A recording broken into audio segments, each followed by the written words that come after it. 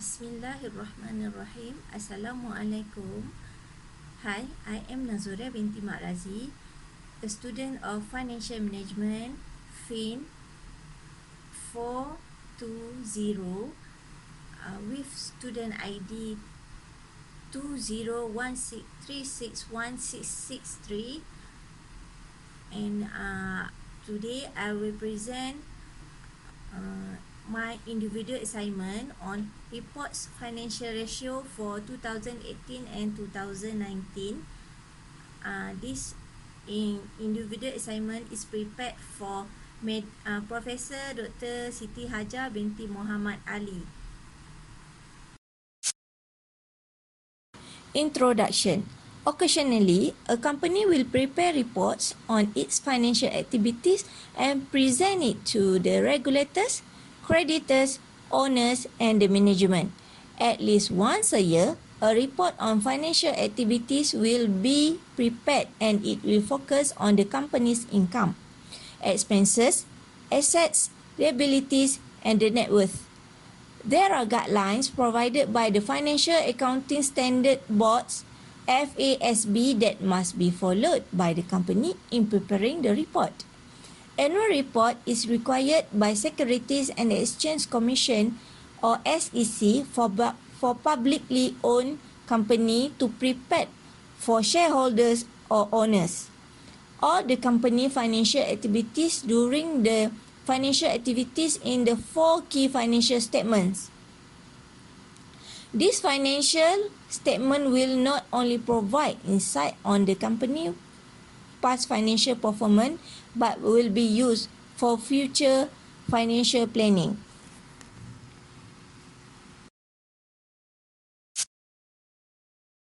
Financial ratios analysis.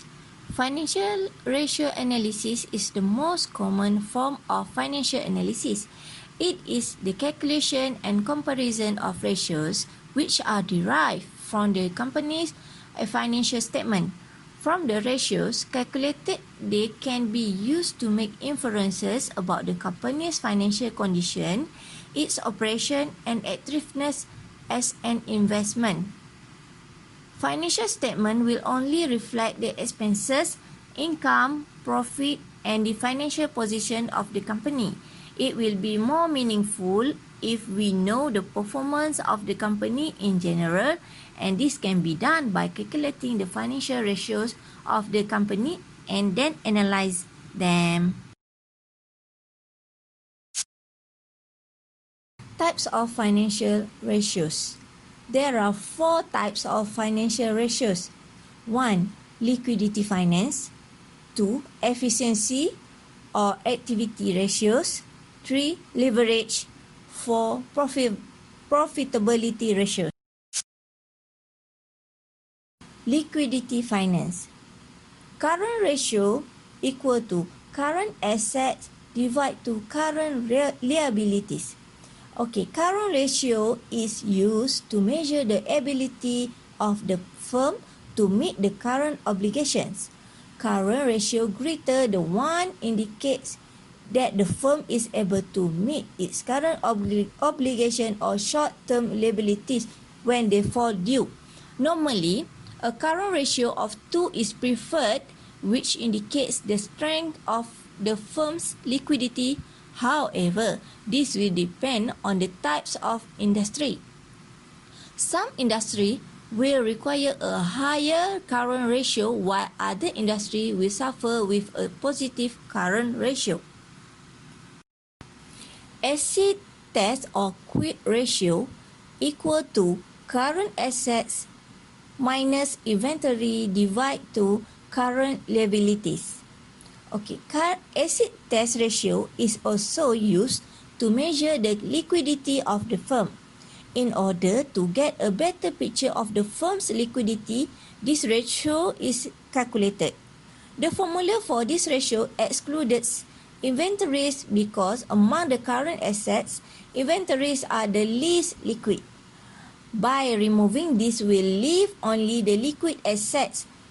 Many analyses have doubts over firms maintaining too many inventories to pay off its debts during distress because it is quite too difficult to sell inventories to pay off debts.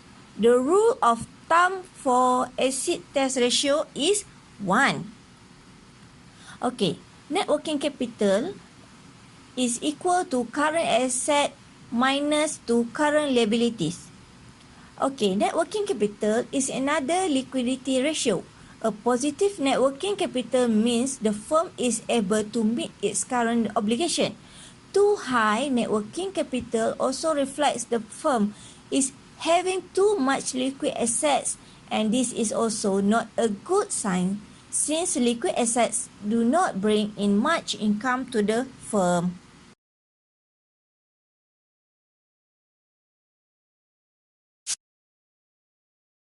Efficiency, activity, assets management ratios.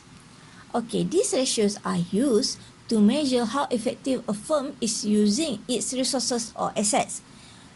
Example of these are inventory turnover equal to cost of goods sold divide to average inventory, or net sales divide to average inventory.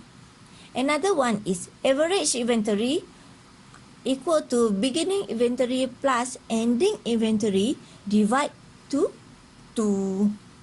Okay, inventory turnover ratio is used a measure how many times the firm turn over its inventory, or it indicate the effectiveness of inventory management. A high turnover indicates the effectiveness of inventory management or could be due to the firm maintaining inventory level. A low turnover indicates the effectiveness of inventory management or could be due to the firm maintaining too much inventory. Okay, fixed asset turnover equal to net sales divide to net fixed asset. Fixed assets turnover is used to measure the effectiveness of management in utilizing all the firm's fixed assets. It also shows the amount of sales that can be generated for every dollar invested into the fixed asset. A high turnover ratio may indicate the firm is overutilizing its fixed assets, and a low turnover ratio may indicate the firm is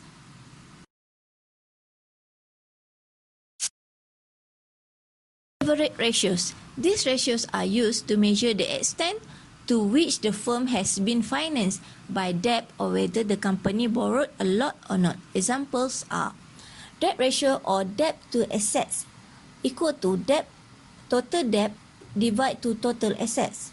Okay, debt ratio is used to measure the percentage of total funds or total debt provided by the creditors. Total debt includes current liabilities and long-term liabilities. A high debt ratio means the firm has borrowed too much, and a low debt ratio means the firm's borrowing is low.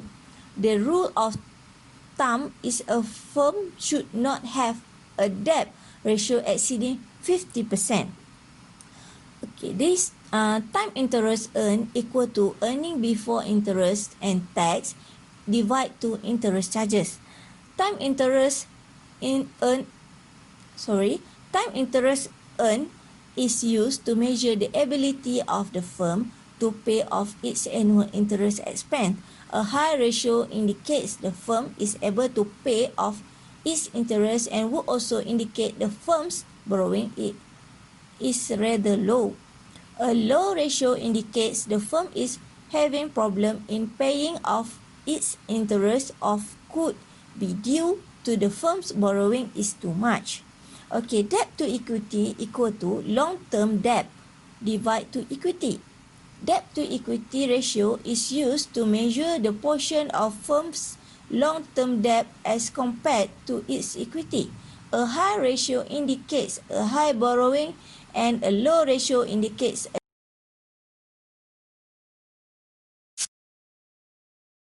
profitability ratios. These ratios are used to measure the profitability of the firm, or in other words, to measure management's overall effectiveness as shown by the return generated on sales and investment. Examples of these ratios are gross profit margin equals to net sales minus cost of goods sold divided to net sales. Gross profit margin shows that for every dollar the firm sells, how much is its gross profit. A high margin indicates the effectiveness of management. Sales is high and cost of goods can be constant or decline. Okay, net operating margin equal to earnings before interest and taxes divided to net sales. Net operating margin shows for every dollar the firm sells, how much in earnings before interest, taxes, or EBIT the firm can generate. A high margin can indicate sales increase and expenses are constant or decline. A low margin indicates sales decline and expenses are constant.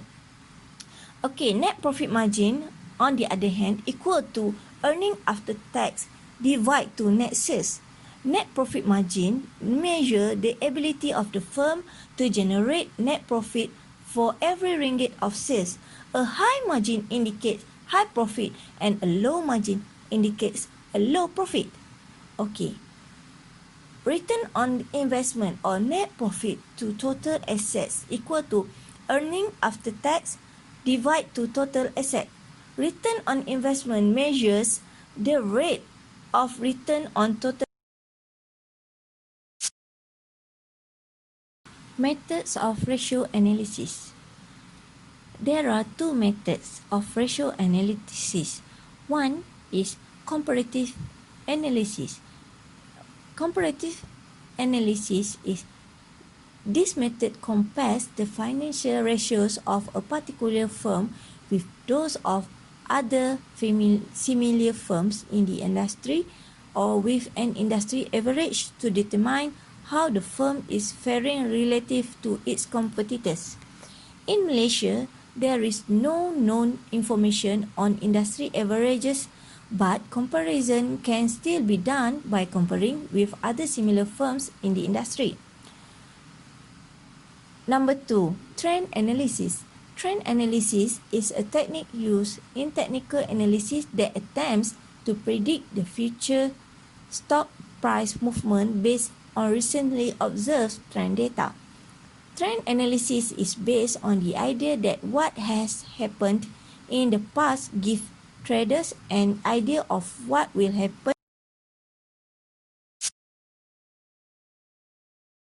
Uses of ratio analysis. There are 3 uses of this ratio. That is management of the firm. The management of the firm use this ratio to know the overall performance of the company so that the company can perform better in the future.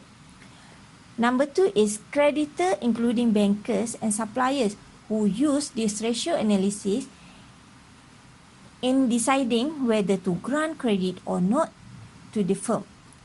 And the last user of this ratio is investor or potential investors. Okay, investors and potential investors use this ratio to decide whether the investment generates a high return or not and whether the firm has the potential to grow or not. Limitations of ratio analysis. There are 4 limitations of this ratio. 1. This ratio cannot be used in isolation. It is only a significance if it can be compared. Number 2. This ratio is a trend analysis present past performance and as such does not reflect the present position. Okay, number 3. Sometimes it is difficult to classify industry for comparison using this ratio analysis. The last but not least limitations of this ratio is the industry averages are just average. Comparison should actually be done Okay, here are my answer for question number 1. Question number 1 is asking about Stay Safe Company, which is located in Klang Valley and sells pharmaceutical products for domestic consumption. Okay, below are the balance sheets and income statements.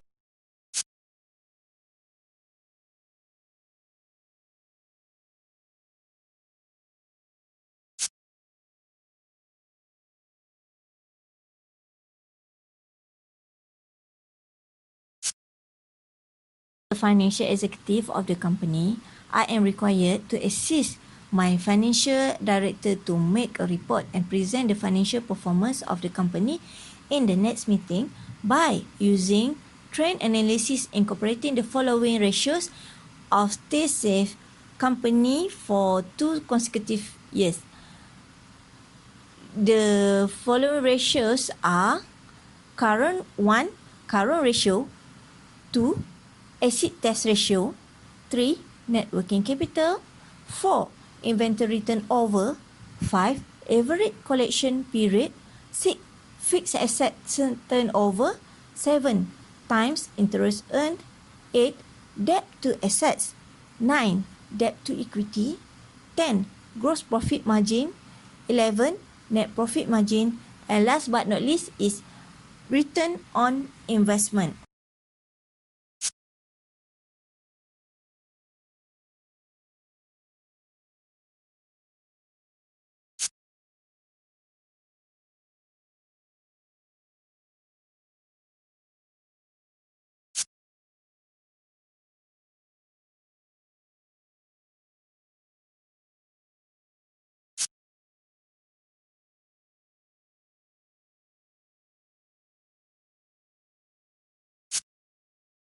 Recommendation. Here are my recommendation towards Stay Safe Company. Perhaps my recommendation will make the company success and generate more income in coming years. My first recommendation is under liquidity ratio.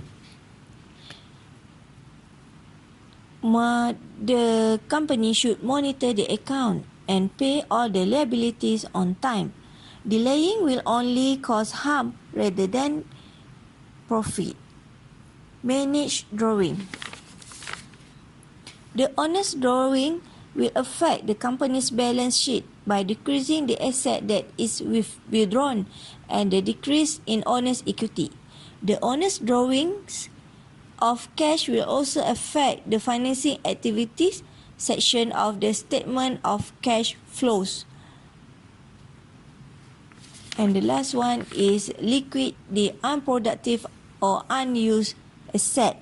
This action may generate cash back to the company. Having cash is better than having asset for a company. My second recommendation is on leverage ratio. The company should increase the revenue by raising the price, increase the sale, and reduce the cost. Extra income generate can be used to pay other liability. Number 3, efficiency ratio. The company should practice good order management and manage stock wisely. Thus, it will avoid from frozen stock. Lastly, will drive to short in cash. My last but not least recommendation is profitability ratio. This ratio will boost sales, reduce operating costs, and increase of limitation purchase for the wholesaler company.